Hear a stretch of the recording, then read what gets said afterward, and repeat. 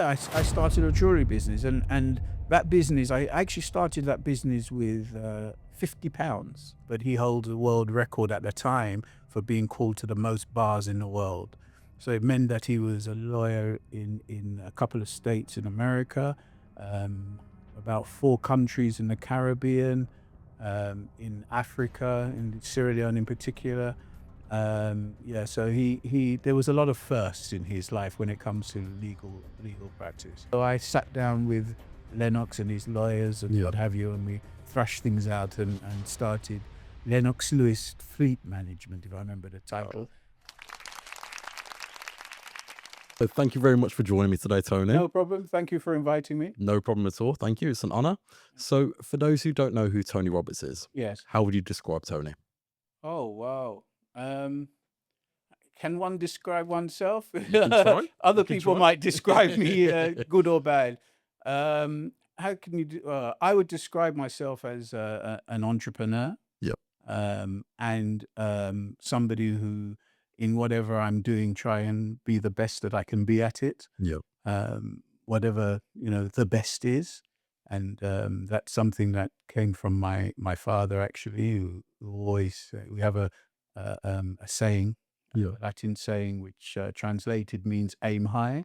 So I try and aim high in whatever I'm doing. But Yeah.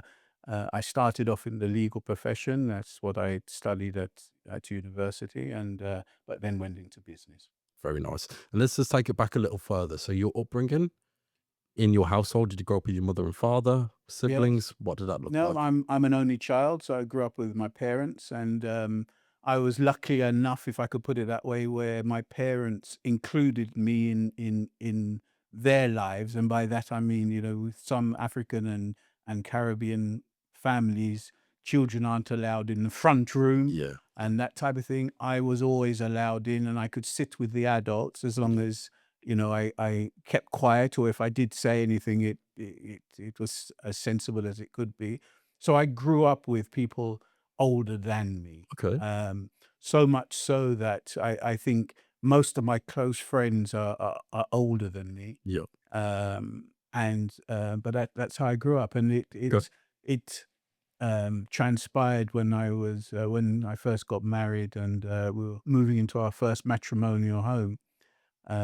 My wife decided to buy me a present, and that Yeah. present was a pipe and slippers. Because at the age of 22 or whatever we Yeah. were, she said I was an old man. Oh no. Yeah, so that's what she bought me. But that's how I grew up. I Yeah. grew up with the elders. Okay. So was it like an open door policy, an old, what's the word I'm looking for? Like a Caribbean home where people Oh. could come in and go when they please? Our door was always open. Yeah. I at the age of 10, I said to my mum Yeah. that she should open the house up to be a hotel, because every time we lived near Heathrow Airport, Yeah. was traveling, they happened to stop at our house. Oh no. And if they stopped at our house, it meant I had to give up my bedroom. Yes, and I was very upset at that age.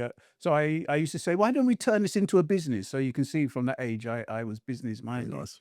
And we had an open door policy. Sometimes my mum didn't like it, because my dad would meet somebody in the afternoon and Yeah. then say, come around for dinner, come home and say to my mum, oh, we've got 3, 4, 5 guests coming. And my mum would have to quickly rustle up something. But no, we loved it. Always open. And that's still the same with myself Yeah. and my children. Very nice. Very You nice. don't have to make an appointment, quote unquote. Yeah.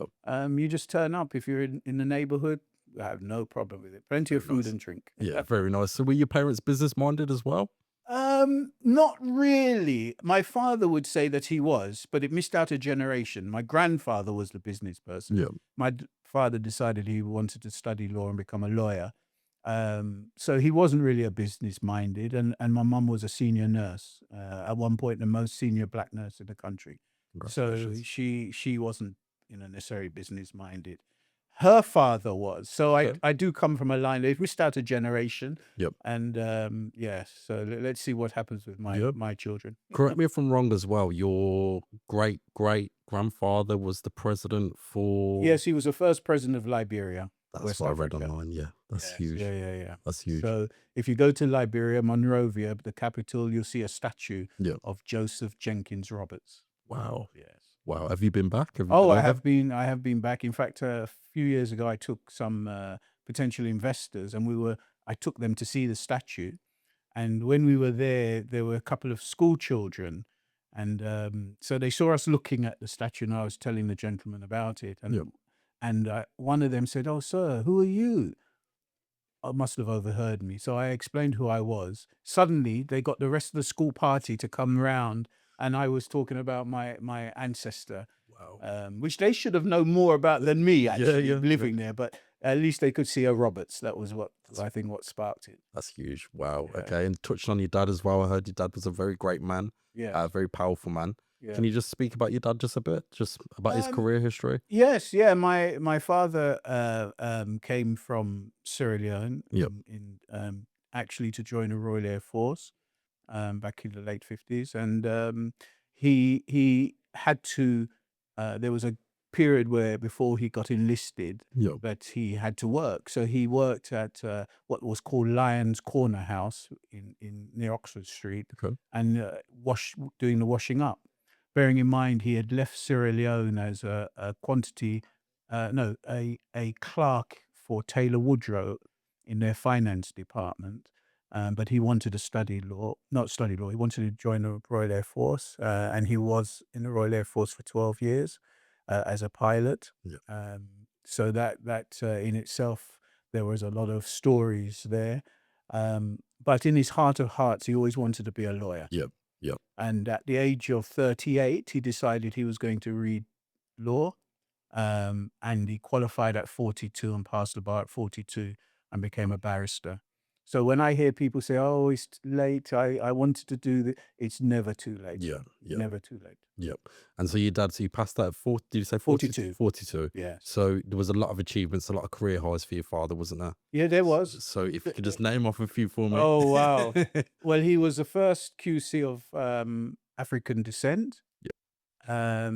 He was a what's called a recorder. So he was a judge, and a recorder is a part-time judge. Okay. He always said he didn't want to sit on the bench full time because he liked the hustle and bustle of practice, and wanted to be a barrister. So you can be a part-time judge. So Yeah. he did that.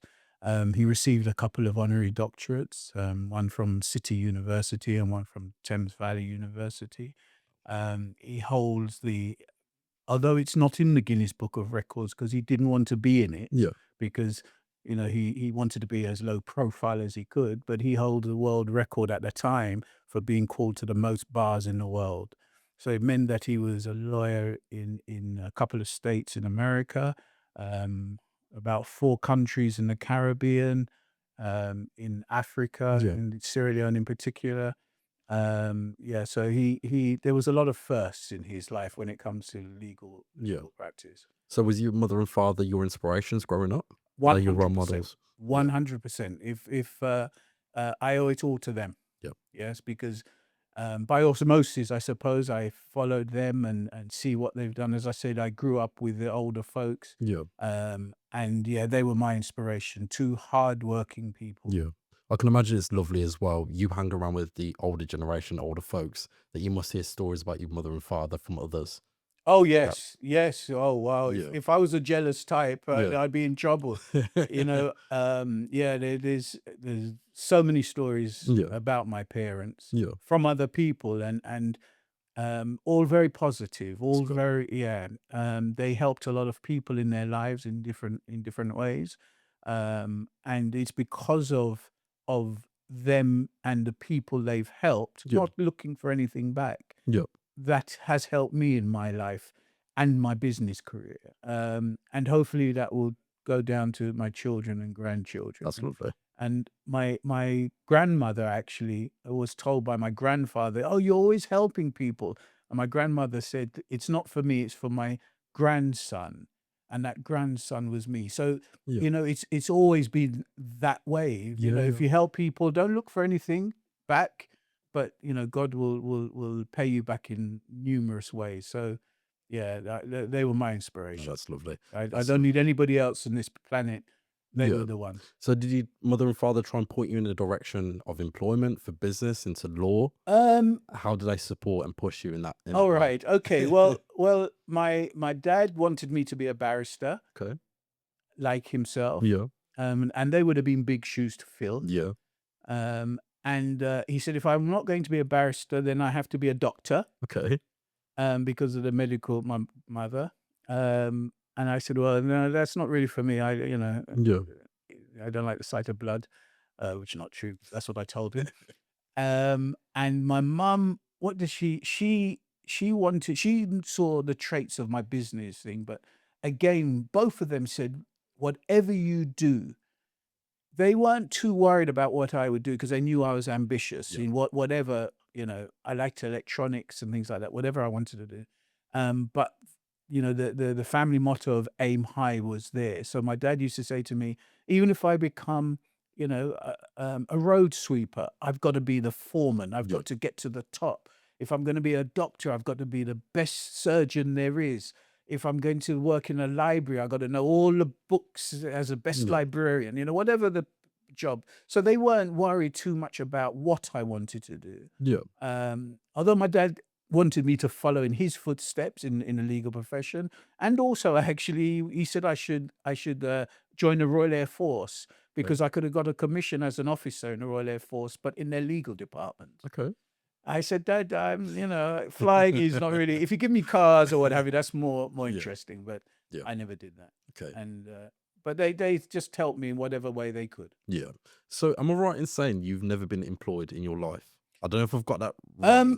Right. The only time I have been employed as a student before I Yeah. started university, I worked. I got an agency job Okay. so that I could save up some money for uni, which meant that I worked in numerous places. But I would never work for more than 2 days anywhere because I wanted to get that experience in the 6 weeks or so that Yeah. there was a holiday. But no, I've never worked for anybody. I've Okay. always been self-employed. Okay. And of course have to be driven. Yeah. So what was your first taste of business? Oh, wow. My first taste, well, my mum didn't open up the hotel, Yeah. Yeah. which was disappointing. My first, actually, I think was I had a jewelry business. Actually, what happened was um,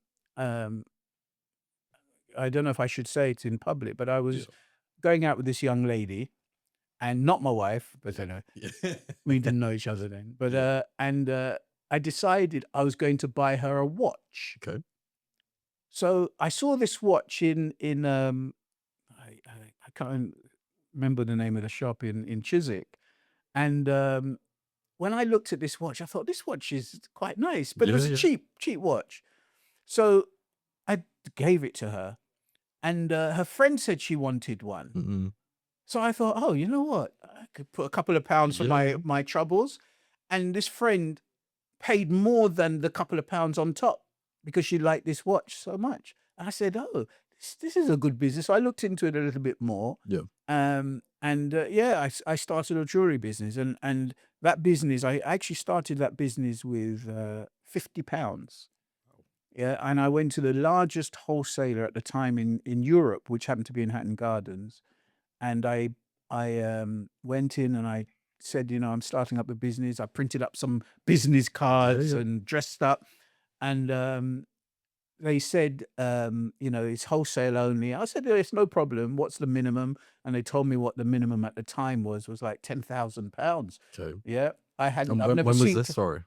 Oh, this would have been 19. This would have been 1979, Okay. 80, something like Okay. that. And probably a little earlier, actually. Yeah. And I said, well, I don't have 10,000. I didn't tell them. Yeah. Yeah. Anyway, as I was leaving, I said, oh, whilst I'm here, can I just buy something for my girlfriend? Yeah. And they said, okay, no problem. So I bought a bracelet or something for 20 or 30 pounds. And I thought, right, at least they know me. Yeah. Yeah. So I went back a few times and realized that I could actually buy stuff for less than the 10,000 and they would serve me because they had seen me and assumed that cumulatively I was buying more than 10,000. No way. As I say, I hadn't seen that before. Yeah. And but one day I went in and I bought some stuff and I wrote a check, left, went to another wholesalers, and at the second wholesalers, I said, when I took out the checkbook, and those who are old enough to know, Yeah, yeah. dating myself now with a I've checkbook. had customers pay by check before as well. Oh really? Yeah, Oh yeah. wow. See, even About you're 6 months, shocked. 6 months ago. Yeah, Right. yeah. And I said to myself, I haven't signed the first check. I can't remember signing it. So now I'm in a quandary. I haven't signed the check, but I've got the goods. Yeah. So I said, you know what? This is Tony Roberts. Let me go back to the shop and tell them that to make Mm. sure that I've signed the check. When I went back, they had taken the check to the bank. And of course, mobile phones weren't Yeah. around so much then. I stood and waited until the gentleman came back from the bank, and he came back with a check because they wouldn't accept it, obviously. And I signed the check, and the check was probably for about £1,000. I signed the check, and they were shocked that I was so, how can I put it, trusting Yeah. in terms of. And after that, they gave me credit. I could walk out of that shop with £50,000 worth of Wow. jewelry. How, Yes. how old were you in 1979? Oh, I don't know. I'm trying to work.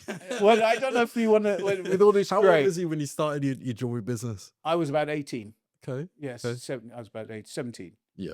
17. And was this in central London? No, you mentioned London. Right.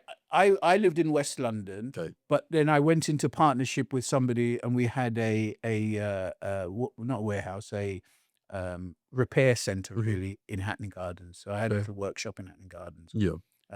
But I never had a shop or anything. I was about to get a shop.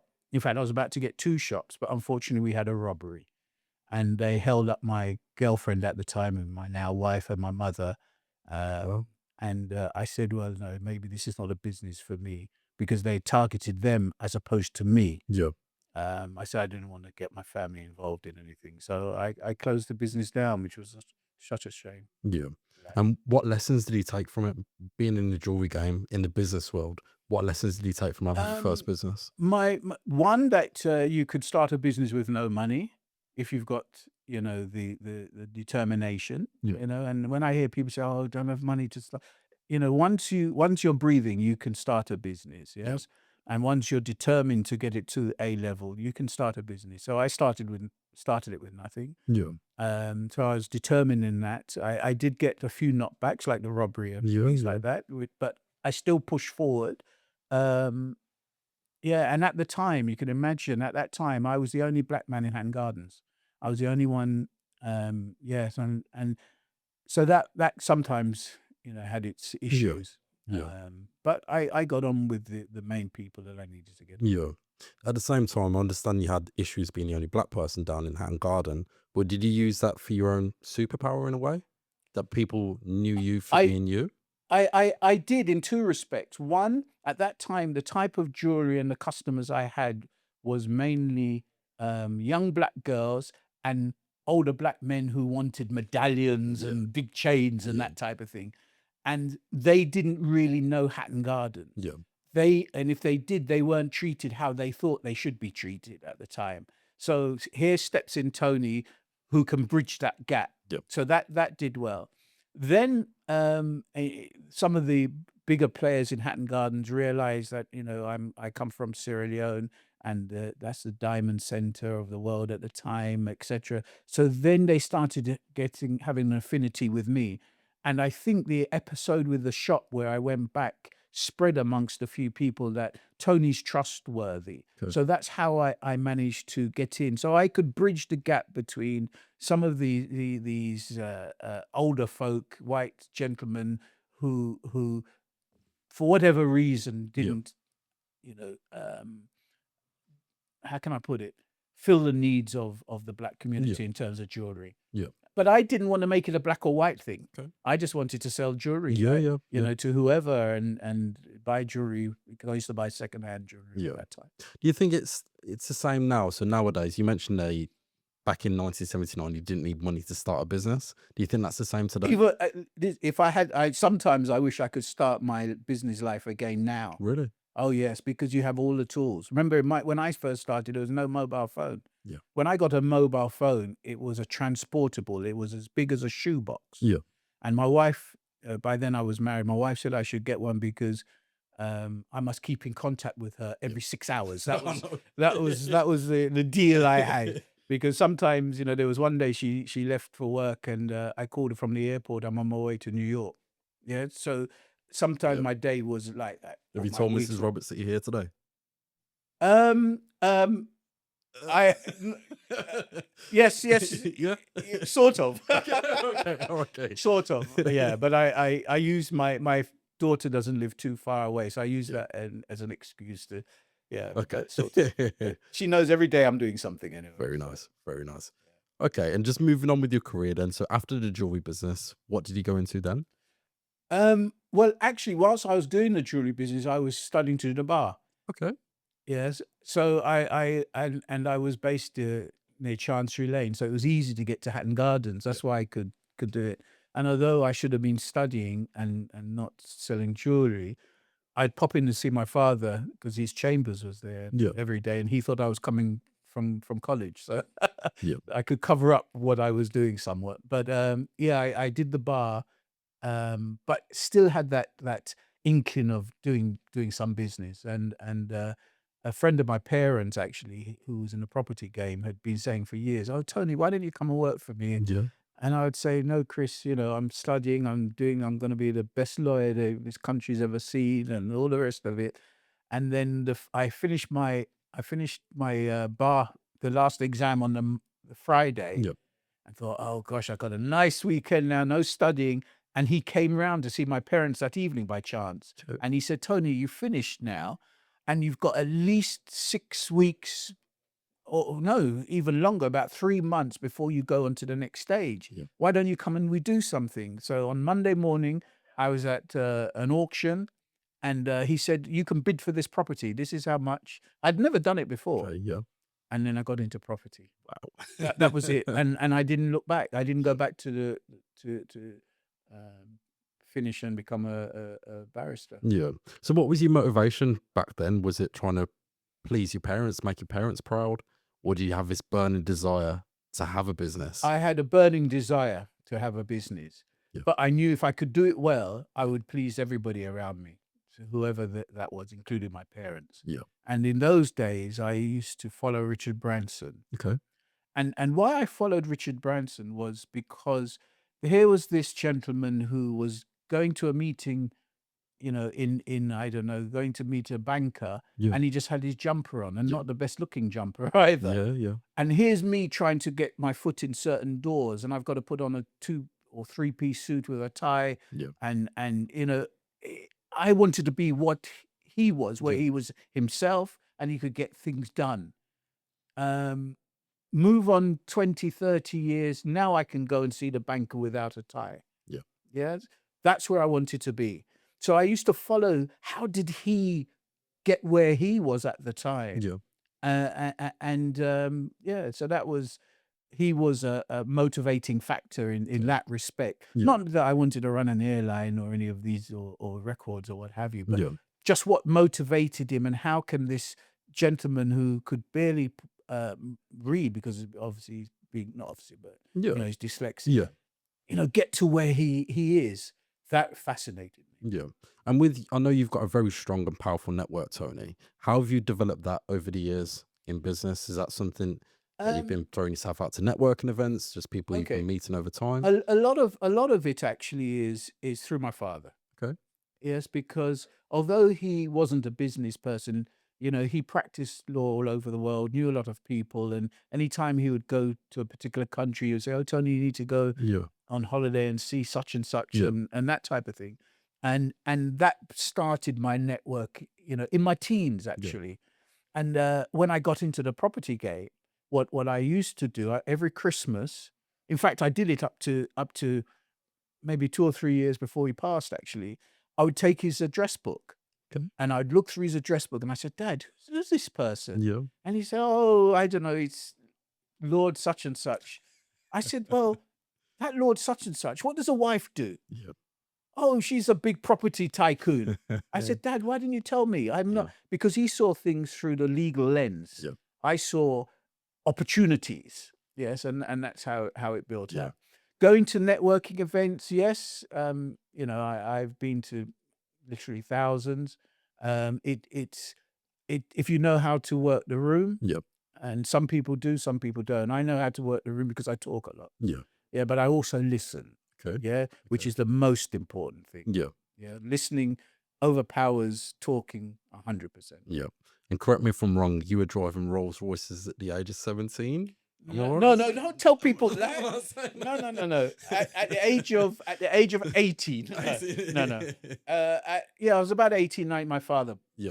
bought one, but I have a close cousin who's like my brother. Actually, people think we're brothers, Yeah. and he worked and then owned a Rolls Royce and Bentley garage. So there's always Okay. been Rolls Royce or Bentleys in the family, Wow. and that's why. But driving it has its pluses and minuses. There Yeah. was one time I was driving around Trafalgar Square, and this white van man, as they call them, Yeah. pulled up and spat at the car. So I had pluses and minuses. Spat at the car when you was driving it? Yes, yeah, he tried to spit at me, but obviously he can't get to me, so he spat at the car.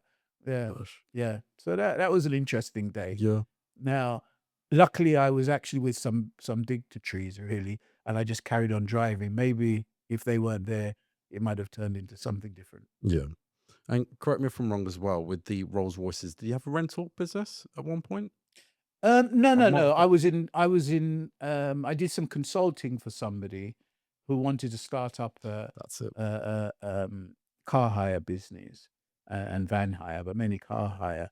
And then as that progressed, although I actually advised him not to do it, actually looking at it, but Yeah. he wanted to do it, so I helped him. And after maybe about 6 months, he was approached by some gentleman, and he said, "Oh, I'm going to go into business with this man, Tony. Can you come and help and see Yeah. what you can do?" So I acted as a consultant for him to get things started. Very nice. And what was the happiest moment of your career?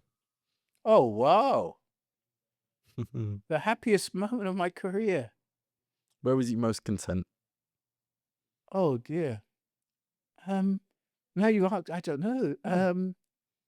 There's just been so many. Part of what I've done over the years, I like traveling. Okay. So I'm sure it's on one of my travels and was the happiest. Yeah. Yes, I do like traveling and meeting Yeah. people. But to pin it down to one, I couldn't do it. No. I couldn't No. do it. And I think if there was just one particular day or then there's something wrong. Yeah. I don't think you can have, especially as an entrepreneur, you Yeah. can't have one day. Yeah. No, No, I get that. you might succeed at sales on one day and the Yeah. next day. No, there's not Yeah. one thing. So when did you realize that you could make it internationally, not just working within the UK, but you could go internationally? Very early, actually. Okay. Very early, because what I realized, one is I saw my father and he was international. Yeah. Yeah. And two, I said, well, I've got to think big. Yeah. Yes, and if I think, London or England, maybe that's not big enough. Yeah. Let me think wider. Yeah. And I had the opportunities to think wider. And was that consulting, was it? Yeah, internationally? yeah. That was mainly consulting throughout the Caribbean, Africa, a little bit in the States, but not much. Yeah. I was using my African heritage and my Jamaican heritage, and I said, it's warmer there. Very nice. Very nice. And at one point you had a business with Lennox Lewis, am I right in saying that? This same car hire I business. thought, yeah. Yes, my client, friend, he knew Lennox Yeah. through a third party, and they decided they wanted to do car hire business.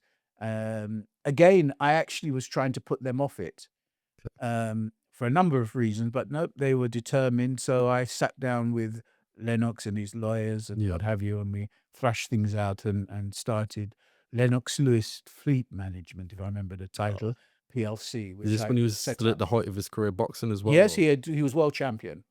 Yes, he came to the office once, and we looked out the window, and there was a traffic jam because they realized Lennox was in the building, and the thing that was causing the traffic Yeah. jam was two buses where the drivers got out of the bus. Imagine that, to come and see him. to come and see Lennox Lewis. Yeah. And I don't know if they had their jobs the next day. They left the passengers Wow. and to come out and see Lennox Lewis. It's crazy. So that part of my life where I got very close to Lennox, And then that went into a friendship. Yeah. No, that's amazing. It's probably difficult to say, but what's the biggest lesson you've learned in business? Oh wow, the I know there's a story. I've probably got this wrong, but there's a story you mentioned last time we met mhm, about when you was doing like an international deal yes. and someone's check might have bounced or something like that, or someone's card might have bounced when you had all these things together. He was trying to deal with some vehicles Oh right, overseas or okay, something like that. yes. It was. I know I haven't got it quite right, but I'm hoping that. Yeah, that was that was a funny scenario. Yeah, I had the opportunity of supplying some vehicles Yeah, in a particular country, and um, again, I didn't have the money at the time. yeah, But talking to a friend of mine, he said, "Oh, I've got a client who will be able to help you. He's an entrepreneur, etc." So I put the proposal to the gentleman, and he said, "Yeah, this is really good." yeah, And bearing in mind, I watered the returns down and everything. I knew in my mind this is a bigger project than even yeah, he thought of.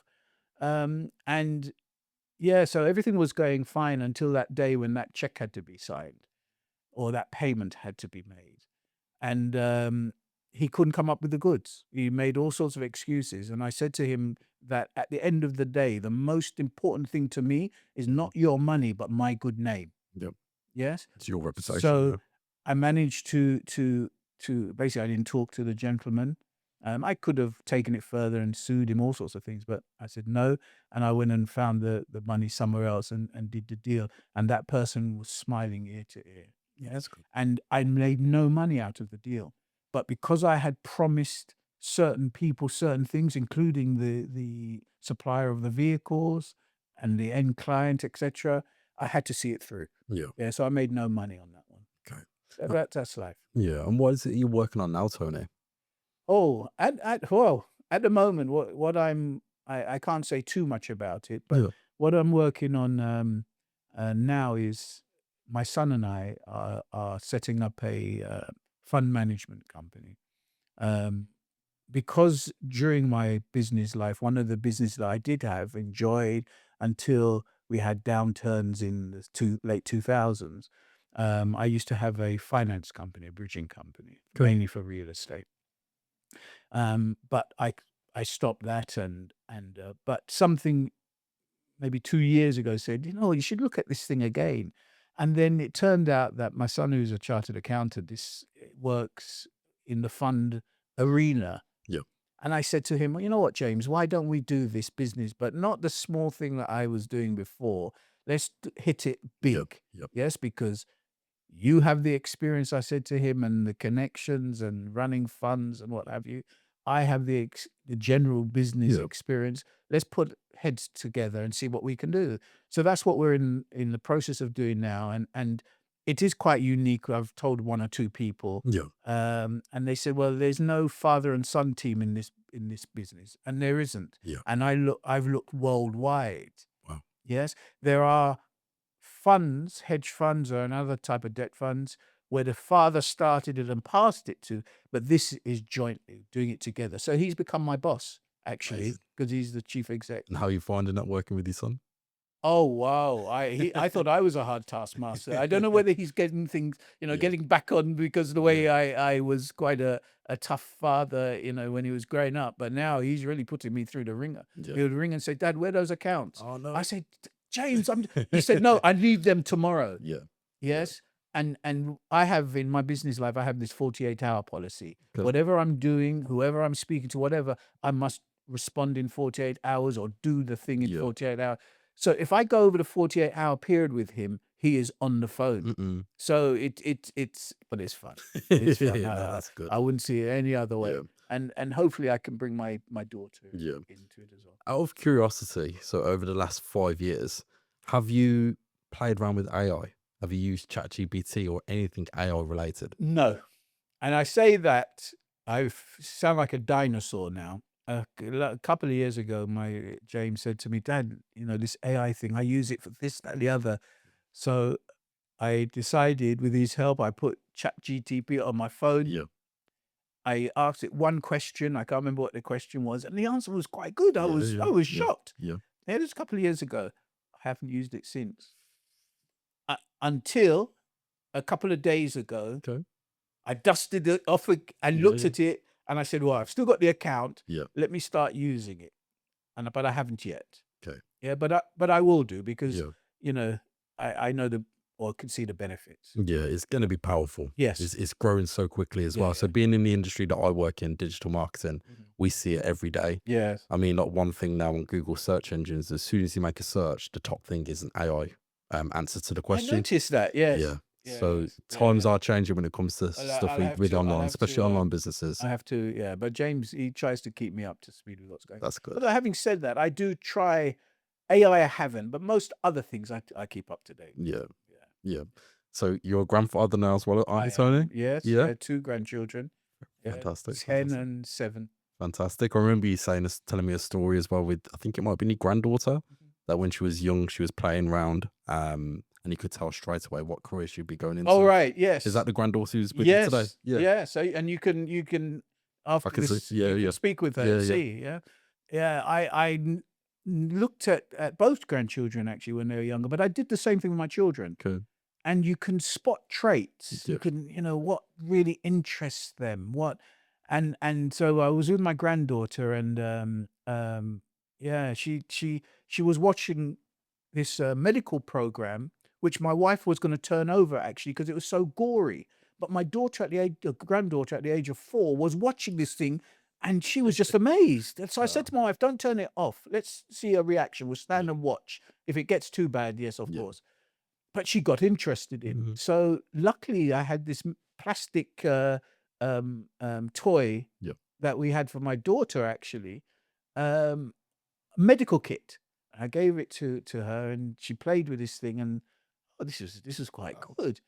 So I said to the family that we've got a future doctor here, and 1 or 2 who don't really know me, said, "Oh, you're always saying things." I said, "Listen, but the people who are close to me, they realized I could spot a trait." Yep. So move on now. She's now 10.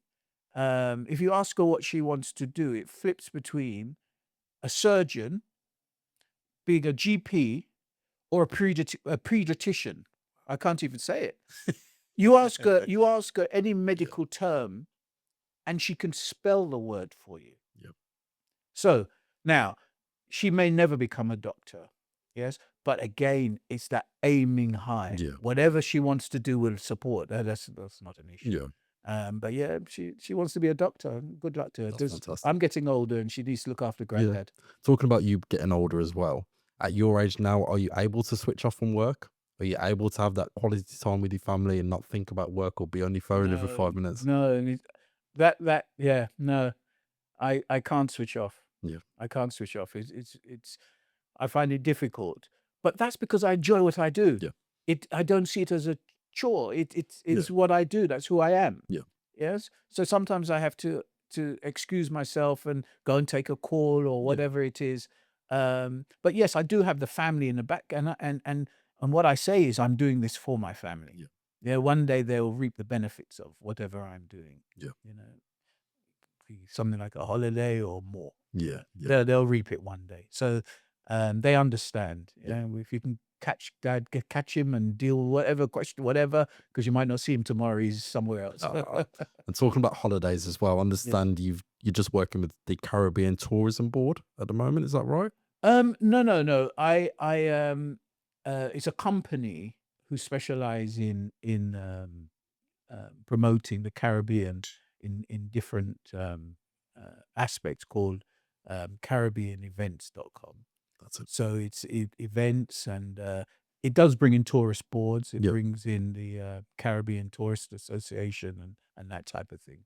Yeah, but it's a company that I'm helping. Let me put it that way. Very nice. Very nice. And what's the legacy you want to leave behind, Tony?